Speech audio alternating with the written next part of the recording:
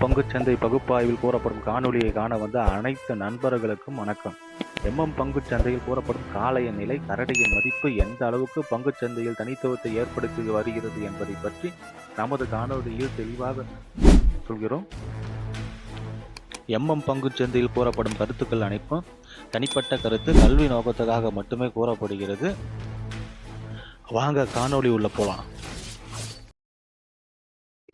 நிப்டி 50 புதன்கிழமை பங்குச்சந்தையுடைய புல்ஸோட பிரைமரி ரெசிஸ்டன்ட் R1 R2, பேஸோட பிரைமரி சப்போர்ட் S1 S2 பார்ப்பதற்கு முன்பு இன்று பங்குச்சந்தையில் பிரைமரி ரெசிஸ்டன்ட், பிரைமரி சப்போர்ட் எவ்வாறு செயல்பட்டது என்று சொல்லி பார்ப்போம். வெள்ளிக்கிழமை பங்குச்சந்தை முடிவில் நம்ம என்ன பேசியிருந்தோம்னா 22,838 பிரைமரி ரெசிஸ்டன்ட்டும் 22,758 பிரைமரி சப்போர்ட்டும் பேசியிருந்தோம். இன்று பங்குச்சந்தையோட துவக்கம் 22,549.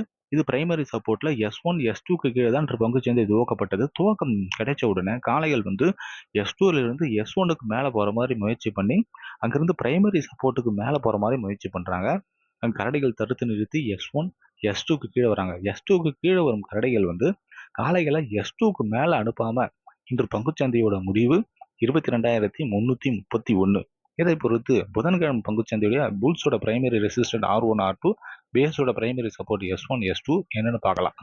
நிப்டி 50 இன்று பங்குச்சந்தையோட முடிவு 22,331. இதை பொறுத்து புதன்கிழமை பங்குச்சந்தையுடைய புல்ஸோட பிரைமரி ரெசிஸ்டன்ட் 22,338, R1 22,538, R2 22,858.